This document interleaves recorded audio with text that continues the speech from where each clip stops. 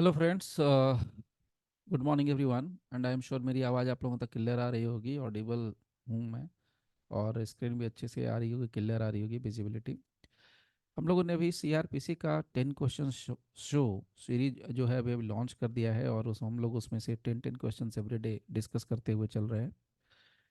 और मैं बस आप लोगों को बस इतना ही कहूँगा कि जो भी क्वेश्चंस आप लोग देखते हो, जो भी शोज़ आप देख रहे हो 10 क्वेश्चंस की, उसकी नोट्स साथ के साथ आप लोग बनाते चलना, ताकि आपको दिक्कत ना हो। और ये प्रीलिम्स, मेंस और इंटरव्यू तीनों में काम आएगा। इंटरव्यू में आपको पता ही है, वन लाइनर क्वेश्चंस होते हैं एक तरीके का, तो वहाँ पर आपको आंसर देने के लिए बहुत ही आराम रहेगा, बहुत ही सहूलियत हो जाएगी। इसके अलावा अगर मैं बात करूँ आपसे मेंस की, तो मेंस में आपको इंटरप्रिटेशन के टाइम पर आपको कंटेंट की कमी नहीं होने वाली है, और पीटी में तो खैर प्रॉब्लम सॉल्व हो ही जाएंगे। एक बात और साथ के साथ मैं बता दूं कि बिहार एडीजी की वैकेंसी आ चुकी है ऑलमोस्ट, और हम लोग अभी उसके लिए क्लासेस शुरू कर चुके हैं। यानी कि मंडे से क्लासेस भी और अलग से फिजिकल क्लासेस भी शुरू हो रही हैं, मतलब ऑनलाइन के अलावा भी फिजिकल क्लासेस भी शुरू हो रही हैं। तो जिनको भी इंटरेस्ट है, जो भी ज्वाइन करना चाहते हैं physical, maximum 8 students, not more than that. सिर्फ 8 स्टूडेंट्स इन वन बैच, उससे ज़्यादा नहीं। 8 बच्चों, 8 कैंडिडेट से ज़्यादा नहीं चाहिए, सिर्फ 8 ही चाहिए, only 8, not more than that. किसी भी हालत में, चाहे कुछ भी हो जाए। तब अदरवाइज फिर जो फिजिकल नहीं आना चाहते हैं वो डिजिटल पे आ जाएं या ऑनलाइन प्लेटफॉर्म पे आ जाएं। ओके, चलिए फिर बिना कोई समय गंवाए शुरुआत करते हैं अपने नेक्स्ट सेशन की। और मैं चलता हूँ जल्दी से आपको स्क्रीन पर लेकर के। लेट्स सी, ये रहा हमारा स्क्रीन। ओके, अब हम लोग शुरू करेंगे क्वेश्चन नंबर 30 से, और करेंगे आई थिंक क्वेश्चन नंबर 40 तक का क्वेश्चन जो भी है। 10 क्वेश्चन कर लेंगे हम लोग, 10 क्वेश्चन। ओके, फर्स्ट क्वेश्चन यानी 30। Summons case means case. Summons case का मतलब क्या होता है? देखिए, दो चीजें बड़ी इंटरेस्टिंग निकल के आती है, summons and case. Summons and case, फिर से रिपीट कर रहा हूँ, समन्स एंड केस। यहां से देखिए, याद करने का फंडा क्या है। समन्स एंड केस दो अलग अलग टर्म है। तो केस को साइड कर दो, समन्स को पकड़ लो, तो अब दोनों को मिला के भी समझ लेंगे। सिर्फ समन्स समन्स को डिस्कस करते हैं। अच्छा, मैं पहले एक काम करता हूँ, इसको छोटी छोटी चीज़ों को शेयर कर देता हूँ, ध्यान समझ लीजिए। समन्स को अगर हम लोग डिस्कस करते हैं, तो सिर्फ मैं समन की बात करूँ तो समन कहाँ पर दिया गया है, अगर आप लोगों को पता है तो बड़ी अच्छी बात है, कमेंट बॉक्स में लिख लेना। अगर नहीं पता है तो निकाल लीजिए मेरे साथ, मैं आपको बेयर एक्ट पे सादे सामने से स्क्रीन पे ले चल रहा हूँ। आप वहां से जाकर के देख सकते हैं कि समन्स कहाँ पर दिया हुआ है। तो मैं आपको यहाँ से दिखा दूँ, देखिए, ये रहा आपके सामने समन्स। यानी कि चैप्टर 6 में आप देखेंगे तो जो चैप्टर 6 के अंदर जो प्रोसेस टू कॉम्पेल अपीयरेंस का मामला है, इसमें समन्स है, वारंट है। आप देखेंगे तो समन्स के बारे में बात करें तो सेक्शन 61, 62, 63, 64, 65, 66, 67, 68, 69 तक आपका सॉरी, समन्स ही है। ओके, तो अब इसमें ज़्यादा नहीं जाएंगे, बट मैं आपको एक ऑन एन एवरेज आपको दो चीज़ें बता दूं कि आपके लिए क्या है, समन्स का मामला कहाँ डिस्कस हो रहा है, चैप्टर 6 में शुरू हो रहा है। और सेक्शंस की बात करेंगे तो 61 से लेकर के कहाँ तक जाता है, ये पूरा का पूरा मामला 69 तक जाता है। तो 61 टू 69 तक समन्स का डिस्कशन हुआ है। ओके, अब मैं एक और इंटरेस्टिंग फैक्ट यहाँ पर साथ के साथ आपको शेयर करता हूँ, सामने स्क्रीन पर शो करते हुए। अगर आप फॉर्मेट भी ढूंढोगे तो इसका फॉर्मेट भी आपको मिल जाएगा। कहाँ पर मिलेगा? ऑफ कोर्स सेकंड शेड्यूल में मिलेगा। समन्स कहाँ मिलेगा? सेकंड शेड्यूल में मिलेगा। चलिए, अब आगे बात करते हैं दोनों को मिला करके। तो समन्स केस, सीआरपीसी में केस को डिफाइन किया गया एक तरीके से। केस को डिफाइन नहीं करना चाहिए, केस को क्लासिफाई किया गया है, उसके टाइप्स निकाले गए हैं। तो जैसे आपने नाम सुना होगा, एक समन्स केस, दूसरा आपने सुन लिया वारंट केस, तीसरा आप जान लो कॉग्निजेबल केस, चौथा आप जान लो नॉन कॉग्निजेबल केस।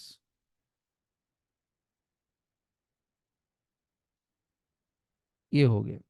इसके अलावा आप अगर ऑफेंस को क्लासिफाई करते हो, ऑफेंस भी देखोगे तो ऑफेंस ऐसे कहाँ defined, under section 2N defined है।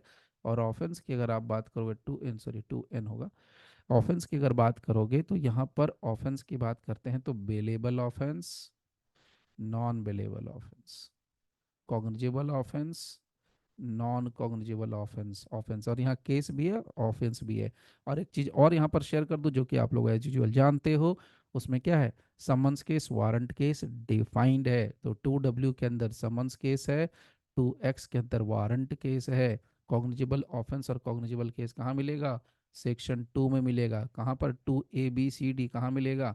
तो आपके सामने मैं दिखा देता हूँ 2C, ये रहा कॉग्निजेबल ऑफेंस और यहाँ है कॉग्निजेबल केस। तो दोनों चीज़ें, कॉग्निजेबल ऑफेंस भी होता है, कॉग्निजेबल केस भी होता है। तो केस के मामले में कॉग्निजेबल केस अगर बोला तो आप क्या लिखोगे यहाँ से, टू, सॉरी कहाँ गया, 2C, तो यहाँ आप लिख दोगे 2C। और ये कहाँ नॉन कॉग्निजेबल मिलेगा, ऑफ कोर्स 2L में मिलेगा। देखिए मैं एल दिखा देता हूँ, ये रहा 2L, ये रहा नॉन कॉग्निजेबल केस और ये रहा नॉन कॉग्निजेबल ऑफेंस। तो यहाँ पर आप क्या कर दोगे, 2L, 2L। ओके, तो ये क्या है, मैं आपको सारे जो पॉइंट्स है वो कनेक्ट करके शेयर कर दे रहा हूँ ताकि आप चीज़ों को अच्छे से ग्रास्प कर लें, आपको अलग से एक्स्ट्रा मेहनत करने की ज़रूरत नहीं पड़ेगी। सेक्शंस आपकी जुबान पर होनी चाहिए, जितना ज़्यादा से ज़्यादा आपके पास सेक्शंस होंगे उतना ज़्यादा से ज़्यादा आपका इंटरव्यू क्लियर निकलेगा, आप स्पेसिफिक हो जाओगे, आप स्पेसिफिक आंसर दे पाओगे। ओके, चलिए अब इसमें कुछ करने के लिए बाकी कुछ बचा ही नहीं है।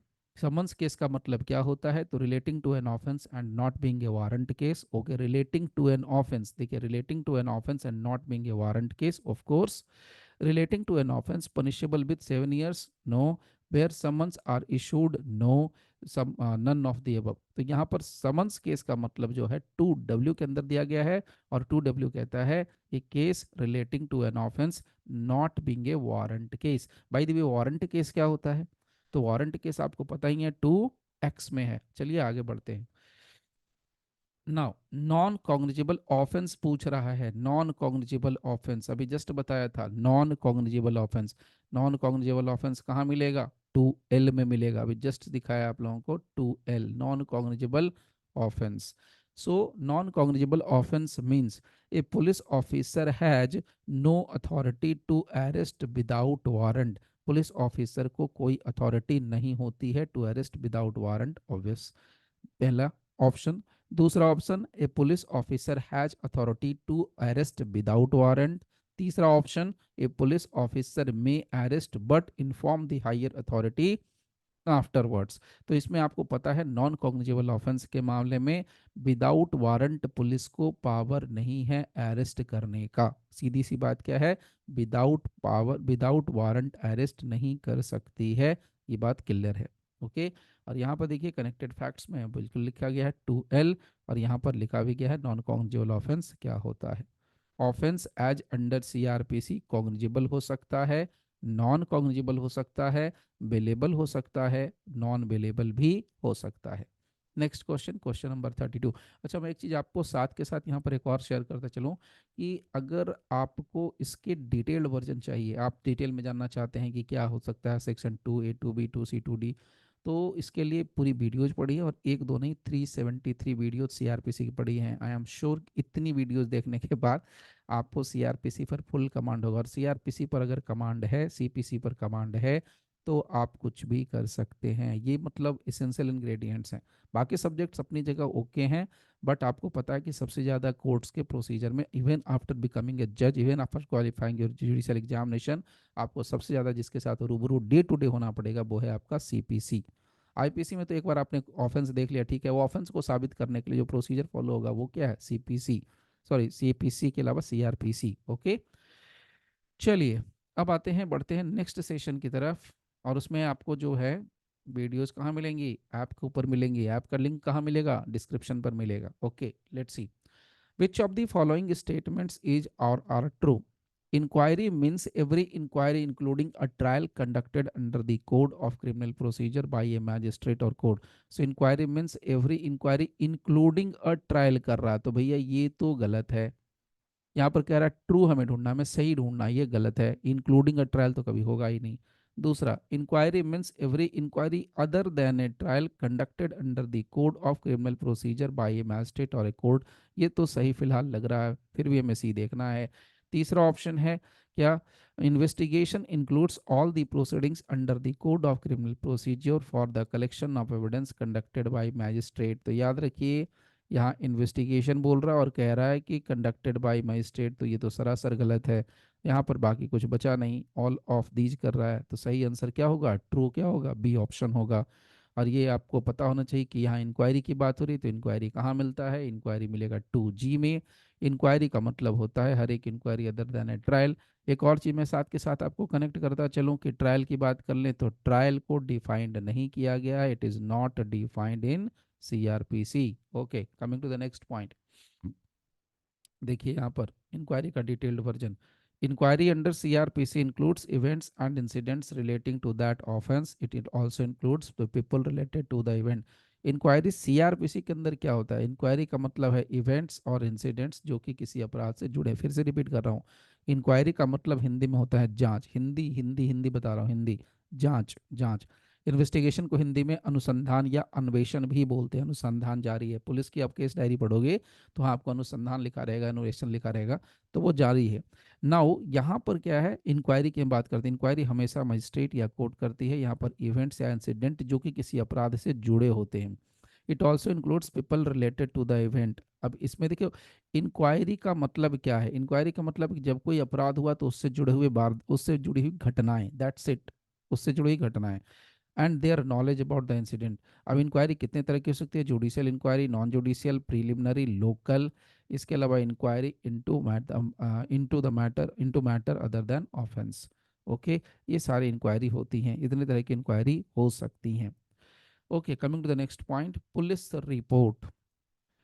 Question number 33, police report. Police report का मतलब क्या होता है, देखिए पुलिस रिपोर्ट जो टर्म है इसमें से बहुत क्लियर बताऊं तो सेक्शन 2R में ये डिफाइन मिलेगा। Let me show you 2R। देखिए यहाँ पर 2R, police report. Police report means a report forwarded by a police officer to a magistrate under subsection 2 of 173। Okay, so now यहाँ पर आपको मिल गया 173। सो 173 CRPC के तहत जो रिपोर्ट, 173 सबसेक्शन 2 CRPC के तहत जो रिपोर्ट पुलिस ऑफिसर मजिस्ट्रेट को फॉरवर्ड करते हैं, उस रिपोर्ट को हम क्या बोलते हैं, पुलिस रिपोर्ट कहते हैं। तो यहाँ पर क्लियर क्या है, यहाँ पर याद रखिएगा, यहाँ पर कहता है पुलिस ऑफिसर, पुलिस ऑफिसर। यहाँ देखिए, report lodged by the complainant in the police station, the answer is no.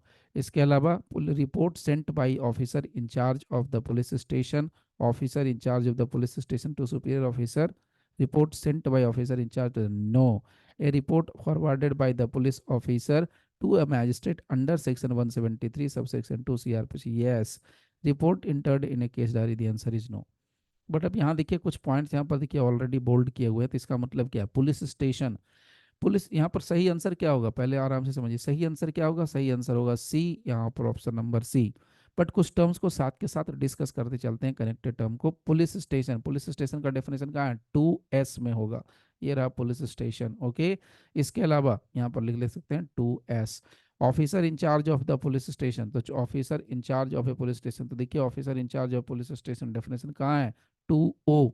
ओ से ऑफिसर, 2O में डिफाइंड है, 2O। Okay, 2O। Okay, case diary कहाँ है, 173 सबसेक्शन 1 में। देखिए सारी चीज़ यहाँ पर मेंशन कर दी गई हैं। 172 सबसेक्शन 1, 172 सबसेक्शन 1। नाउ अब आते हैं नेक्स्ट पॉइंट पर, क्वेश्चन नंबर है 34। As per code of criminal procedure amendment act 2008, 5 of 2009, WEF with effect from 31st December 2009, which inserted clause WA in section 2 in CRPC, defining victim as a person who has suffered any loss or injury caused by reason of the act or omission for which the accused person has been charged, includes। तो क्या include करता है, अब देखिए यहाँ पर बहुत मजेदार चीज निकली है। इसमें इंफॉर्मेशन भी है, क्वेश्चन भी है, आंसर भी है, बहुत कुछ मिलेगा। सबसे पहले तो ये जान लीजिए कि क्रिमिनल लॉ अमेंडमेंट एक्ट यानी CRPC का जो अमेंडमेंट हुआ था वो 2008 में एक अमेंडमेंट हुआ था। यहाँ पर आप बहुत सारी चीज़ें निकाल सकते हैं। फॉर एग्जांपल यहाँ पर आप ये भी जान सकते हैं कि अमेंडमेंट का मतलब क्या होता है, CRPC का अमेंडमेंट कितनी बार हुआ, आप ये भी समझ सकते हैं। लेकिन फिलहाल हमें अपने आप को थोड़ा सा मुद्दे पर कॉन्सेंट्रेट करें, तो यहाँ देखिए कि CRPC में 2008 में एक अमेंडमेंट हुआ था जो लागू हुआ था 2009 में, 31 दिसंबर 2009 से लागू हुआ था, जिस एक्ट का नंबर है 5 of 2009। और ये अमेंडमेंट जो है 2008 का अमेंडमेंट, इसने एक इंसर्ट किया था क्लॉज 2WA, और इसमें 2WA जिसमें विक्टिम का डेफिनेशन है, तो विक्टिम का मतलब बता दिया है यहाँ पर कि विक्टिम का मतलब वो पर्सन होता है जो कोई लॉस या इंजरी कॉज करता है by reason of the act और omission for which the accuse person has been charge. तो उसमें विक्टिम में कौन कौन इंक्लूड होते हैं? सर विक्टिम के guardian, the answer is no. Victims guardian and legal heir. अब यहाँ पर मैं आपको वो भी दिखा देता हूँ साथ के साथ, देख लीजिए पहले आप आंसर। ये रहा 2WA।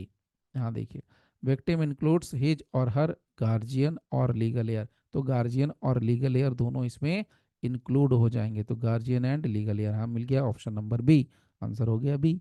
सिंपल है, आसान है, बट आपको क्या है, एक्स्ट्रा इन्फॉर्मेशन साथ के साथ ले सकते हैं। फॉर एग्जाम्पल यहाँ पर मैं एक और इन्फॉर्मेशन देता हूँ, इंजूरी।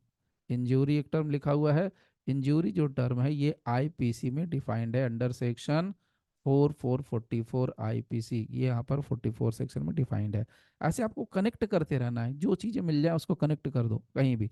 पर्सन, पर्सन कहाँ डिफाइंड है, सेक्शन कहाँ पर मिलेगा आपको, पर्सन सेक्शन 11 में डिफाइंड है आईपीसी में। इनकम टैक्स एक्ट में जाओगे तो 2 का 31, यस 2 का 31 में डिफाइंड है। Okay, next question, question number 35. Any proceeding during which evidence is taken on oath is called, any proceeding during which evidence is taken, तो कोई भी proceeding जिसमें evidence on oath लिया जाता है उसको क्या बोलते हैं, उसको बोलते हैं judicial proceeding। तो यहाँ पर क्या लिख देंगे, judicial proceeding। अब judicial proceeding का definition कहाँ दिया गया है, ABCDEFGHI, आई के बाद ये देखिए जुडिशियल प्रोसीडिंग। सो 2I, तो यहाँ पर आपके लिए क्या हो गया इन्फॉर्मेशन, 2I में जुडिशियल प्रोसीडिंग की बात की गई है। कुछ और एक्स्ट्रा इन्फॉर्मेशन है, maintenance proceeding under section 125 CrPC judicial proceeding. Similarly inquiry by a magistrate issuing an order under section 144 CrPC is also a judicial proceeding. ध्यान से देखिएगा, ये बहुत इंटरेस्टिंग मामला है, समझना होगा। इंक्वायरी बाय ए मैजिस्ट्रेट, करता तो इंक्वायरी है मजिस्ट्रेट, और inquiry by a magistrate issuing an order, तो वो मजिस्ट्रेट जो 144 धारा लगाने की बात करता है, उसने अगर कोई इंक्वायरी करी है, that inquiry is equivalent to judicial proceeding. Hearing before an arbitrator is not a judicial proceeding, inquiry and trial is a judicial proceeding, इसमें कोई डाउट नहीं है। नाउ साथ में एक टर्म यहाँ पर डिस्कस किया गया है, क्या, एविडेंस। तो यहाँ एविडेंस को भी हमने यहाँ पर डिफाइन कर दिया कि एविडेंस क्या है, तो the term defined in evidence act, evidence का मतलब क्या होता है तो यहाँ पर बता दिया है। ऑल स्टेटमेंट्स जो कि यहाँ पर आते हैं कोर्ट के अंदर, कोर्ट के परमिशन से, कोर्ट की इजाज़त से दिए जाते हैं गवाहों के द्वारा, उसको हम बोलते हैं ओरल एविडेंस। और जो सारे डॉक्यूमेंट जो कोर्ट में प्रस्तुत किए जाते हैं including electronic records for the inspection of the court, उस डॉक्यूमेंट को हम क्या बोलते हैं, electronic sorry documentary evidence. Question number आइए 36 पर, how many classes of criminal court shell be in a district, किसी जिले के अंदर कितने कोर्ट हो सकते हैं, तो यहाँ पर ऑप्शन है 2, 3, 4, और इसके अलावा है ऑप्शन नंबर 5। तो अगर आपको ये जानना है तो इसके लिए आपको कहाँ जाना पड़ेगा, सेक्शन नंबर 6 पर, सी यहाँ है क्लासेज ऑफ क्रिमिनल कोर्ट्स।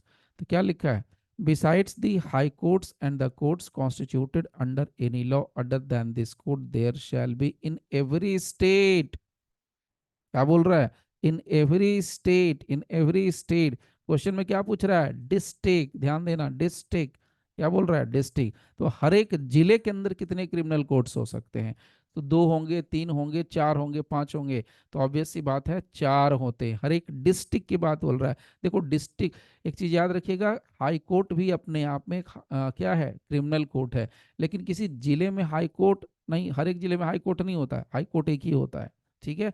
सो हर एक डिस्ट्रिक्ट में कितने कोर्ट होंगे, कम से कम क्रिमिनल कोर्ट कितने होंगे, 4। कौन कौन से कोर्ट होंगे, तो यहाँ पर आपको मेंशन है, कोर्ट ऑफ सेशन, जेएमएफसी, जेएमएससी और एग्जीक्यूटिव मैजिस्ट्रेट। लेट्स, चलिए हम लोग आगे बढ़ते हैं नेक्स्ट क्वेश्चन की तरफ। 37, except the high court and courts established under any other law, how many types of courts have been created under criminal code. फिर से ये क्वेश्चन कहाँ से कनेक्ट हो रहा है, सेक्शन 6 से, बट यहाँ का क्वेश्चन ट्विस्ट करके पूछा है, बोलता है एक्सेप्ट दी हाई कोर्ट, हाई कोर्ट को छोड़ दो, इसके अलावा courts established under any other law, other law से जो भी बनता है कोर्ट्स उसको भी छोड़ दो, जैसे SC ST एक्ट से बन गया, पॉक्सो से बन गया, आर्म्स एक्ट से बन गया, MPL, इस तरीके से अलग कोई कोर्ट, CBI का बन गया, PC एक्ट का बन गया, तो कोई अलग कोर्ट बना उसको, और हाई कोर्ट को छोड़ दे तो कितने, 4 ही बचेंगे भैया, 4, 4, डी ऑप्शन होगा। सेक्शन 6 देखिए यहाँ पर मेंशन है। इसके अलावा मजेदार चीज क्या है, कोर्ट ऑफ सेशन का जिक्र कहाँ है, सेक्शन 9 में। Judicial magistrate first class section 11, judicial magistrate second class section 11, executive magistrate section 20। Okay, now question number 38, which one of the following statement is not correct. हमें क्या ढूंढना है, गलत ढूंढना है। क्या ढूंढना है, गलत ढूंढना है। Every state shall be a session division or shall consist of sessions divisions, and every sessions division shall for the purpose of the code of criminal procedure be a district or consist of district। लग तो सही रहा है भाई, लेकिन हमें ढूंढना गलत है। दूसरा, the state government may after consultation with the high court after the limits or the number of such division and districts, sorry alter है, अल्टर। तो कह रहा है स्टेट गवर्नमेंट जो है कंसल्टेशन करने के बाद ही क्या कर सकती है, डिवीजन और डिस्ट्रिक्ट का नंबर चेंज कर सकती है। पॉसिबल है, ऑफ कोर्स पॉसिबल है। Number C, the state government may after consultation with the high court divide any district into subdivision and may alter the limits or the number of such divisions. Of course state government अगर कुछ ऐसा करती है तो उसको high court से consultation लेना पड़ता है। Number D, the sessions division, districts and subdivisions existing in a state at the commencement of the court of CRPC shall not be deemed to have been formed under section 7 of the code। तो यहाँ पर क्या बोला, the session division, districts and subdivision। तो तीन देखो courts का नाम, सेशन डिवीजन हो गया, डिस्ट्रिक्ट हो गया और सब डिवीजन हो गया, और ये सब एग्जिस्ट कर रहे हैं स्टेट में at the commencement of CrPC.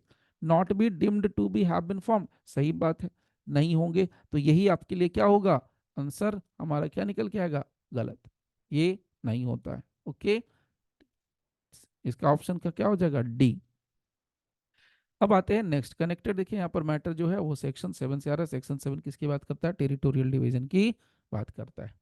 अब आते हैं next question, question number 39, the state government may by notification declares any city or town for the purpose of CrPC as metropolitan whose population. ये कहाँ जित निकल के आ रहा है, सेक्शन 8। क्यों, यहाँ पर मेट्रोपॉलिटन एरिया का डेफिनेशन है।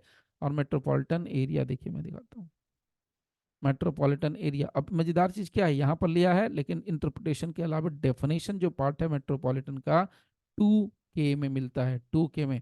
सो डेफिनेशन कहाँ मिलता है, मेट्रोपॉलिटन एरिया का, मेट्रोपॉलिटन एरिया का डेफिनेशन मिलेगा 2K में, 2K में, 2K, 2K। और नाउ सेक्शन 8 में कहा गया है कि 10 लाख से अधिक होनी चाहिए। अगर मिलियन लिखा रहेगा तो मिलियन लिखना है, अगर दोनों ही लिखा है मिलियन और लाख तो आपको मिलियन को चूज करना है, लाख को चूज नहीं करना है।